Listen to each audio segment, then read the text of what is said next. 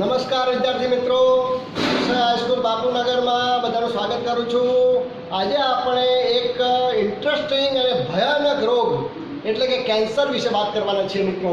તો બહુ જ ઇન્ટરેસ્ટેડ માહિતી છે મિત્રો, સમજી લેજો જેથી કરીને આપણા કુટુંબીજનોને આપણે મેડિકલ ટ્રીટમેન્ટ આપી માર્ગદર્શન આપીને એને બચાવી શકીએ. તો કેન્સર એ મિત્રો શું છે? એક મહાભયાનક રોગ છે મિત્રો. આ પણ દર્દીને જો કેન્સર સીધે સીધું કહી દેવામાં આવે કે તમને કેન્સર થયું છે તો 50% માનસિક દર્દી બીમાર પડી જાય છે અને મરી જતો હોય છે માનસિક રીતે. તો મિત્રો મહાભયાનક છે, પરંતુ એવું ગભરાવાની જરૂર નથી મિત્રો.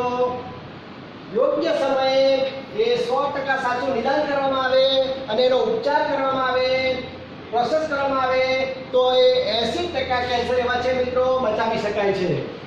80% કેન્સરો મટાડી શકાય છે મિત્રો. એ કેવું નથી, અહીંયા બચાવી શકાય, પણ 20% કેન્સર છે એ બચાવી શકાતા નથી મિત્રો. એનું સ્ટેજ આગળ નીકળી ગયું હોય તો બચાવી ના શકીએ, અને અમુક બ્લડ કેન્સર છે એને આપણે બચાવી શકતા નથી મિત્રો. તો 20%માં કેન્સરો એ ભયાનક છે, એ મોત માટે જવાબદાર બને છે. ભારત જેવા વિકાસશીલ દેશમાં 10 લાખ લોકો એ કેન્સર રોગથી પીડાય છે મિત્રો, અને મૃત્યુને પણ કેટલાક ભેટતા હોય છે. તો આ છે કેન્સરની ઇતિહાસની વાત. હવે મિત્રો આપણે કહીએ તો વ્યાખ્યા શું છે કેન્સર? કેન્સરની વ્યાખ્યા મિત્રો શું છે? તો મિત્રો બહુ સરસ ઇંગ્લિશમાં વ્યાખ્યા આપેલી છે. Uncontrol cell division without purpose it cold cancer. ગુજરાતીમાં કહીએ તો અનિયંત્રિત રીતે હેતુ વગર થતા સતત કોષ વિભાજનને કારણે જે સ્થિતિ ઉત્પન્ન થાય છે એને આપણે કેન્સર કહીએ છીએ. અહીંયા બહુ જ વાક્ય સમજવી પડશે મિત્રો. આમાં નિયંત્રિત કોષ વિભાજન ક્રિયા તો વૃદ્ધિ માટે જરૂરી છે, પ્રજનન કોષના નિર્માણ માટે જરૂર છે, પણ અહીંયા કોઈ હેતુ નથી, કોઈ કાર્ય નથી, જરૂર નથી. અને સામાન્ય વિભાજન નિયંત્રિત હોય છે. જ્યારે ઘા પડે ત્યારે વિભાજન શરૂ થાય, ઘા પૂરી જાય બંધ થઈ જાય, નિયંત્રિત હોય છે. પણ આમાં નિયંત્રણ હોતું નથી. પરિણામે સતત અનિયંત્રિત રીતે કાર્ય વગર, હેતુ વગર કોષ વિભાજન થયા કરે, ગાંઠ થાય કે ન થાય તો એને આપણે કેન્સર તરીકે ઓળખીએ છીએ. તો આ કેન્સરની વાત કરીએ ત્યારે મિત્રો એની ગાંઠને આધારે મુખ્ય 2 પ્રકારો પાડી શકીએ. એક છે સાધ્ય ગાંઠ, સાદી ગાંઠ કહેવાય, મટી શકે એવી છે.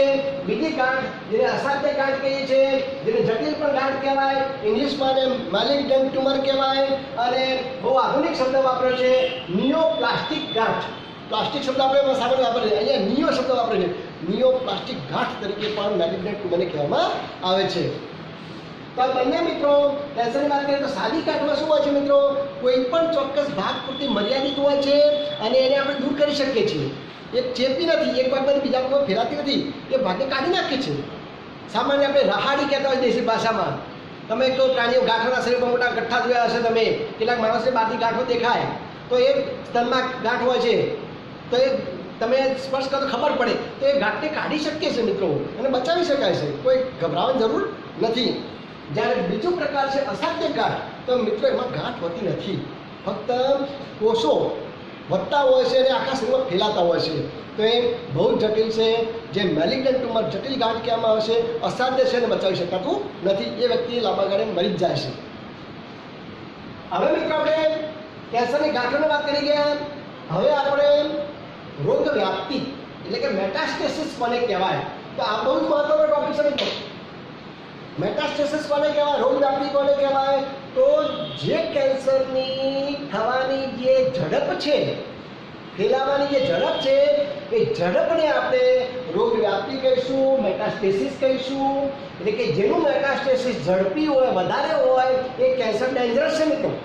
જેનું મેટાસ્ટેસિસ નીચું છે, ઓછું છે, ઝડપ ઓછી છે, તો એ એટલું ગંભીર નથી મિત્રો.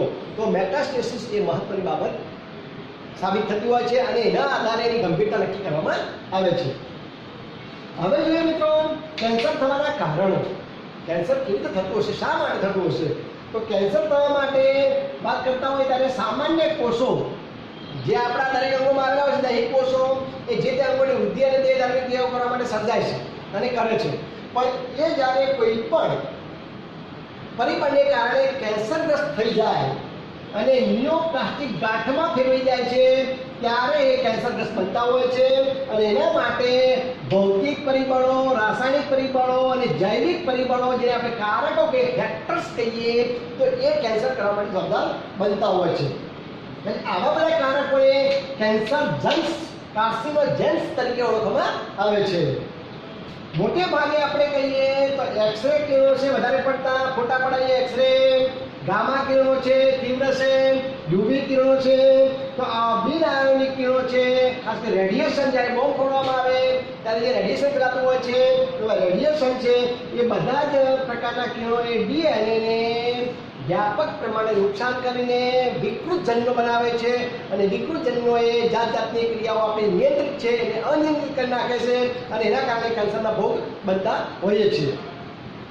ખાસ કરીને તમાકુ અથવા ધૂમ્રપાનનું જે સેવન કરતા હોય છે, બીડી ગુટકા તમાકુ ખાવાની કે સ્મોકિંગ કરવાની કે પછી એ આલ્કોહોલ કે વગેરે આવા જે નશાકારક પદાર્થો છે, ડ્રગ્સ છે, આવા પદાર્થોથી પણ કેન્સર થતું જોવા મળે છે. તમાકુની વાત કરતા હોઈએ તો નિકોટિન એમાં નામનું તત્વ હોય છે એ પણ ફેફસાને કેન્સર કરી શકે છે મિત્રો. તમાકુની ભૂકી અહીંયા હોઠમાં કેટલાક ભભરાવતા રાખતા હોય છે, કેટલાક મસાલા ગુટકા ખાતા હોય છે તો એ પણ જડબાનું, દાંતનું, હોઠનું કે અન્નનળીનું કેન્સર કરતા હોય છે. ક્યારેક જઠરનું કેન્સર કરે, પેટમાં જઠરમાં તમાકુ જાય તેનો રસ થાય તો, અને બીડી સિગારેટ પીતા હોય તો એ શ્વાસ નળીથી શરૂ કરી અને ફેફસા સુધીનું કેન્સર કરી શકે છે. આ થયા મિત્રો કેન્સર કરવા માટેના કેન્સર કારકો, કાર્સિનોજેન્સ કહેવામાં આવે છે. બીજી વાત કરીએ મિત્રો, કેન્સર પ્રેરતા કેટલાક વાયરસ પણ હોય છે. તો એવા વાયરસને ઓન્કોજેનિક વાયરસ કહેવામાં આવે છે મિત્રો. ઓન્કોજેનિક વાયરસ દાખલ થઈ ગયો હોય તો પણ કેન્સર થઈ શકે. અત્યારે આતંકવાદીઓ આવા વાયરસ બનાવે છે મિત્રો, દેખાતો નથી, અતિ સૂક્ષ્મ છે અને નાની એક ઇન્જેક્શન જેવી શીશીની અંદર ફિટ કરી અને પછી પાણીમાં કે ગમે તે ભાગોમાં ફેલાવી દેવામાં આવે, બોમ્બ સ્વરૂપ નાખી દેવામાં આવે અને સ્પ્રેડ થાય હવામાં કે પાણીમાં અને પછી એકબીજાને ફેલાતું હોય છે અને ગંભીરતા રીબાઈને મરતા હોય છે. પેલા કૂતરા હોય છે ને અને વ્હાઈટ આતંકવાદી બતાવતા હોય છે મિત્રો. વિવિધ પ્રકારના બેક્ટેરિયાઓ, એને એન્થ્રેક્સી નામના બેક્ટેરિયા આતંકવાદીઓ બતાવ્યા હતા પાવડર જેવા વ્હાઈટ, તો એ હુમલો કરી શકે છે અને દેશને બાયોલોજિકલ વોરમાં ફેરવી નાખે છે અને નુકસાન કરી શકે છે. તો વાયરસની વાત કરીએ તો આવા વાયરસની અંદર જનીનો હોય છે મિત્રો. તો આવા જનીનો વાયરસ ઓન્કોજિન્સ કહેવામાં આવે છે. વાયરસ ઓન્કોજિન્સમાં જનીન આવેલા હોય અને એ જનીનને મલ્ટિપલ થઈને આ રોગ કરતા હોય છે, કેન્સર માટે જવાબદાર બનતા હોય છે. એ સિવાય કોષીય ઓન્કોજિન પણ હોય છે. આપણા કોષોની અંદર પણ જનીનો હોય છે. દરેક કોષની અંદર જનીનો ઓન્કોજિન્સ અથવા બીજું શબ્દ છે પ્રોટો ઓન્કોજિન્સ દરેકમાં હોય છે, પણ દરેકે કેન્સર થતા નથી. કેમ નથી થતા તો સમજી લેજો કે દરેક જનીન, દરેક કોષની અંદર ડીએનએ રંગસૂત્રો આવેલા હોય, રંગસૂત્રોમાં જનીનો આવેલા હોય. જનીનોની અંદર અમુક જનીન એવા હોય છે જેને હાઉસકીપિંગ જનીન કહેવામાં આવે છે. ઘરની જાળવણી કરતા જનીનો, હાઉસકીપિંગ જનીનો છે એ મિત્રો કેન્સર થવા દેતા નથી. પણ ક્યારેક ક્યારેક ભૌતિક, રાસાયણિક કે જૈવિક કોઈ પરિબળોની હાજરી વધારે પડતી થઈ જાય ત્યારે આપણા આવા જનીનો છે એ દબાઈ જાય છે અને આવા જે ઓન્કોજિન્સ આપણા કોષીય હોય છે એ એક્ટિવ થઈ જતા હોય છે, સક્રિય થઈ જતા હોય છે અને સામાન્ય કોષને કેન્સરગ્રસ્તમાં ફેરવવા માટે જવાબદાર બનતા હોય છે. અને એવી વ્યક્તિ, તંદુરસ્ત વ્યક્તિને ચોક્કસ સ્ટેજમાં, ચોક્કસ ઉંમરે કેન્સર થતું જોવા મળતું હોય છે. તે વાત કરી જાય તો આ રીતે ચોક્કસ પરિસ્થિતિમાં સક્રિય થવાથી કેન્સર થઈ શકે છે. કેન્સર એ વારસાગત નથી મિત્રો. છેલ્લી વાત કરીએ આપણે કેન્સરનું નિદાન. હવે કેન્સર થયું છે કે નથી થયું એ ખબર કેવી રીતે પડશે? તો પહેલું મિત્રો, દરેક વ્યક્તિ પોતે 50% ડૉક્ટર છે, સમજી લેવાનું. આપણે અડધા ડૉક્ટર છીએ, કારણ કે રોગની પહેલાં કોને ખબર પડે? દર્દીને જ ખબર પડે. ડૉક્ટર પહેલાં ખબર પડી જાય. પહેલાં આપણને ડૉક્ટર પણ આપણને પૂછે કે શું થાય છે, ક્યાં થાય છે, કેવું થાય છે. જો આપણે સાચું કહીએ તો એ સાચું, ખોટું કહીએ તો કેવું રીતે નિદાન થાય? તો પહેલાં દર્દી જવાબદાર બને છે મિત્રો. શરીરની અંદર કંઈ અસામાન્ય ફેરફારો થાય, ખોરાક ગળવામાં તકલીફ થાય તો શ્વાસ તંગી હોઈ શકે, અવાજ નીકળે નહીં અથવા બોલતા કે તકલીફ થાય તો શ્વાસ તંગી કેન્સર હોઈ શકે. પછી ગર્ભાશયના મુખમાંથી દુર્ગંધમાં પ્રવાહી નીકળવું, શરીરમાં કોઈ ભાગ્યે ઘાટ થયેલો એવું માલુમ થાય, સ્તનમાં હાથ ફેરવીને ઘાટ જેવું દેખાય તો પણ થઈ શકે. પેશાબ કરવામાં દૈનિક ક્રિયાઓ જે રોજની શૌચ ક્રિયાઓ છે, સંડાસ કરીએ ત્યારે એમાં બ્લડ આવતું હોય અથવા એમાં તકલીફ થતી હોય, સંડાસ કરવામાં પેશાબમાં બ્લડ જતું હોય, એ તકલીફ થતી હોય, તો આવા બધા પ્રાથમિક લક્ષણોથી આપણને માની નહીં લેવાનું મિત્રો. આ તો ખાલી શંકા તો સંભાવના છે, તો એ લક્ષણ કહેવાય, બરાબર છે. તો એનું નિદાન કરી શકીએ.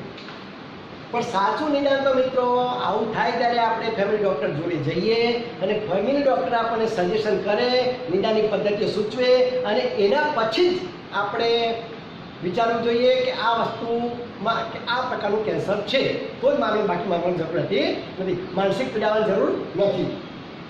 તો પહેલો મિત્રો, પેશીની બાયોપ્સી. કોઈ પણ શંકાસ્પદ ભાગ લાગે ગાંઠ જેવો, તેમાંથી એક ટુકડો લેવામાં આવે, પેશી કહેવાય. પેશીને લેબોરેટરીમાં મોકલવામાં આવે, જેને બાયોપ્સી કહેવાય, અને એમાં બાયોપ્સીના ટેસ્ટ થઈને નક્કી કરવામાં આવે છે. સ્પેશિયલ ટ્યુમર માર્કર ટેસ્ટ આવતી હોય છે, એ કરીને કેન્સરનું નિદાન કરવામાં આવતું હોય છે. બીજું છે મિત્રો રેડિયોગ્રાફી, એક્સરે દ્વારા ફોટોગ્રાફ્સ લેવામાં આવે છે ફેફસાના વગેરેમાં. એમાં જો સ્તનનું કેન્સર હોય,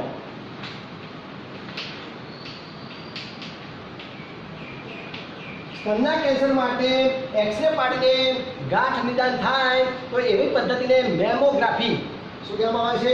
પ્રશ્ન પૂછાય, મેમોગ્રાફી કહેવામાં આવે છે. બીજું છે મિત્રો, ગર્ભાશયની અંદર જો દુર્ગંધવાળું પ્રવાહી આવતું હોય, માસિક સિવાય, માસિક થાય ત્યારે દુર્ગંધ મારતું ના હોય પણ રંગ એ લાલ બ્લડ જેવું પ્રવાહી હોય, દુર્ગંધ ના હોય તો એ તો નોર્મલ છે. પણ જો દુર્ગંધ મારતું સફેદ પ્રકારનું પરું જેવું પ્રવાહી આવતું હોય તો એવું પ્રવાહી લઈ અને એનું નિદાન માટે લેબોરેટરીમાં મોકલવામાં આવે તો એ જે પદ્ધતિ છે એને પેપ સ્મિયર કહેવામાં આવે છે. કઈ પદ્ધતિ છે મિત્રો? પેપ સ્મિયર. પેલી મેમોગ્રાફી કહેવાય, આ પેપ સ્મિયર પદ્ધતિ છે. તો એનું નિદાન થઈ શકે કે ગર્ભાશયના મુખનું કેન્સર છે કે નહીં. સીટી સ્કેન અત્યારે તો બહુ પ્રતિશત છે, અત્યારે કોરોના ચાલે છે, કઈ કે સીટી સ્કેન કરી આવો. સીટી સ્કેન છે, પીસીઆર છે, આ પદ્ધતિઓ બહુ મહત્વની છે મિત્રો. તો અહીંયા સીટી સ્કેન કરાવીને પણ જાણી શકાય છે.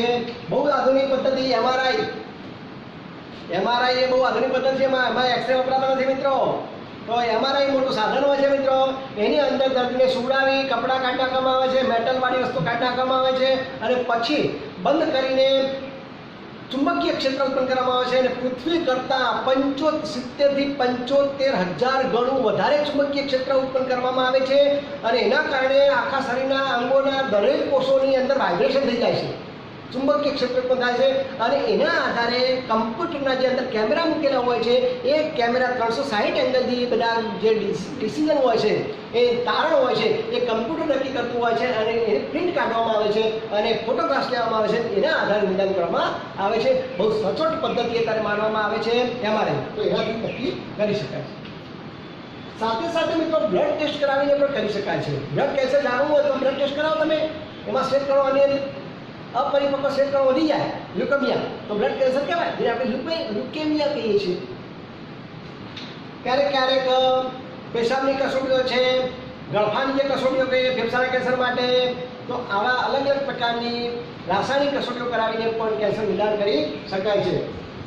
તો આ તમામ પ્રકારની કસોટીઓથી નિદાન થઈ જાય, સાચું નિદાન થઈ જાય, પછી તરત જ એનો ઉપચાર કરવામાં આવે, ડૉક્ટર કહે જે પ્રમાણે ટ્રીટમેન્ટ લેવામાં આવે તો મટાડી શકાય છે 80% કેન્સરો. તો કેવી રીતે સારવાર આપવામાં આવે છે મિત્રો? તો પહેલી તો શસ્ત્રક્રિયા.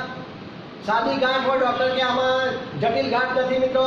સ્તનમાં કે ગાંઠ હોય કે કોઈ અન્ય ભાગ ઉપર ગાંઠ હોય કે આંતરડામાં ગાંઠ હોય તો એવા ભાગને કાપી નાખવામાં આવે છે અને રિમૂવ કરી નાખવામાં આવે. ન રહે બાંસ, ન બજે બાંસુરી, કેન્સર કોષો જ નથી એટલે એમ બચાવી શકાય છે મિત્રો, કોઈ ગભરાવાની જરૂર નથી.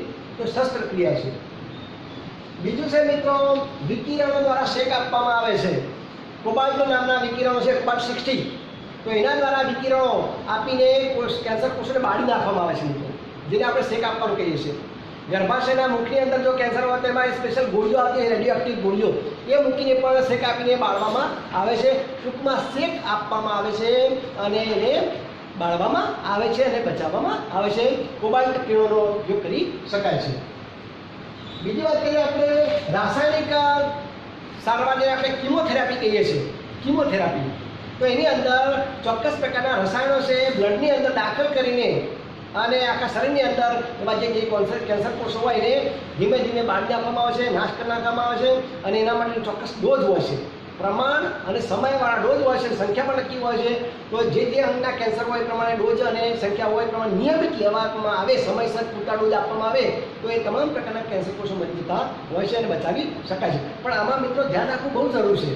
એનો સમય, એનો ડોઝ, એનું પ્રમાણ ચોકસાઈપૂર્વક આપવું જરૂર છે. જો ગફલત કરવામાં આવે, જો વધારે ડોઝ આપવામાં આવે તો સામાન્ય કોષો કેન્સરગ્રસ્ત બની જતા હોય છે. જો ઓછો આપવામાં આવે તો રહી ગયા હોય એ પાછા આપણે કેન્સર કોષો બનીને બીજાને ચેપ કરતા હોય છે, ફેલાવો કરતા હોય છે. એટલે આમાં ગંભીરતા એ જ છે, એનો ડોઝ, એની સંખ્યા, એનું પ્રમાણ છે એ જાળવવું જરૂર છે. દર્દીની પોતાની પણ ચોકસાઈ રાખવી જરૂર છે, તો બચાવી શકાય છે. બીજી વાત કરીએ, અહીંયા એક નવી આધુનિક પદ્ધતિ કે આલ્ફા ઇન્ટરફેરોન નામના પ્રતિજૈવિક દ્રવ્યો બનાવ્યા છે. કેન્સર માયોમાં સેલ બનાવ્યા છે મિત્રો. કેન્સર કોષોનો મેડિકલે ઉપયોગ કરી લીધો છે. આવા કેન્સર કોષો સામે બીજા એન્ટીબોડી કોષોને જોઈન્ટ કરીને હાઇબ્રિડ કોષો બનાવ્યા છે બાયોટેકની અંદર. તો આવા કોષો દ્વારા ચોક્કસપણે રસીઓ બનાવી છે, પ્રતિજૈવિક દ્રવ્યો બનાવે છે જેને આલ્ફા ઇન્ટરફેરોન કહ્યું છે. અને એવા ઇન્ટરફેરોનના ઇન્જેક્શન આપીને પણ બચાવી શકાય છે. તો આવા જે પ્રતિજૈવિક દ્રવ્યો છે એ શરીરમાં જઈને જતાં જ્યાં કેન્સર કોષો છે આખા શરીરમાં ફેલાયેલા હોય, કોઈ ભાગ પૂરતા હોય એને ઓળખીને ખાઈ જશે મિત્રો. કેન્સર કોષોને ખાઈ જશે, આપણા કોષોને ખાતા નથી. આ સ્પેશિયલ કોષો બનાવેલા છે. તો આવા પ્રતિજૈવિક એન્ટીબોડીવાળા સૈનિકો છે એ દાખલ કરીને પણ કેન્સરને મારીને બચાવી શકાય છે. આ થઈ મિત્રો એની સારવારની પદ્ધતિ. ક્યારેક તો ઓપરેશન પણ ઉપયોગ કરવામાં, પહેલાં શેક આપવામાં આવે છે અને પછી ઓપરેશન કરવામાં આવે છે. મિક્સ પદ્ધતિ વાપરવામાં આવે છે. ક્યારેક એવું કરવામાં આવે છે, પહેલાં ઓપરેશન કરે છે પછી શેક આપવામાં આવે છે. તો આવી મિક્સ પદ્ધતિનો પણ ઉપયોગ કરવામાં આવતો હોય છે. તો આ રીતે મિત્રો કેન્સરનું નિદાન કરી શકાય છે. આમ તો કેન્સરના પ્રકારોમાં મિત્રો ઘણું બધું છે. આપણે ટેક્સ પ્રમાણે જે તો સમય નથી આપણા જોડે, તો એમાં ગર્ભસ્તરોને આધારે પણ પ્રકારો પાડી શકાય છે. પછી જે તે અંગને આધારે નામ આપી શકાય છે. તમે બ્લડ કેન્સર જોયું, નામ સાંભળ્યું હશે. તો બ્લડની અંદર મિત્રો અપરિપક્વ શ્વેતકણની સંખ્યા વધી જાય, જેને આપણે બ્લડ કેન્સર કહીએ છીએ, લ્યુકેમિયા કહીએ છીએ. તો એને બચાવી શકતા નથી, ગંભીર હોય છે. લસિકા કેન્સરો હોય છે એ પણ ગંભીર હોય છે, એને પણ બચાવી શકતા નથી. તો આ એક પ્રકારની ગંભીરતા થઈ. પછી જઠરનું કેન્સર, આંતરડાનું કેન્સર, સ્તનનું કેન્સર, એ રીતે મૂત્રાશયનું કેન્સર, જે તે અંગોને આધારે પણ નામ આપી શકાય છે. તો અહીંયા આ પ્રશ્ન આપણે કેન્સરનો પૂરો કરીએ છીએ મિત્રો. તમારી જાગૃતિ, તમારું સલાહ સૂચન કોઈની જિંદગી બચાવી શકે છે. તો મિત્રો આપણું નોલેજ પણ બીજાને આપીને એની જિંદગી છે એને લંબાવી શકાય છે. તો આવું પરોપકારી કામ કરતાં આપણે અચકાવીશું નહીં અને જાગૃતિ રાખીશું અને ફેલાવીશું. નમસ્કાર.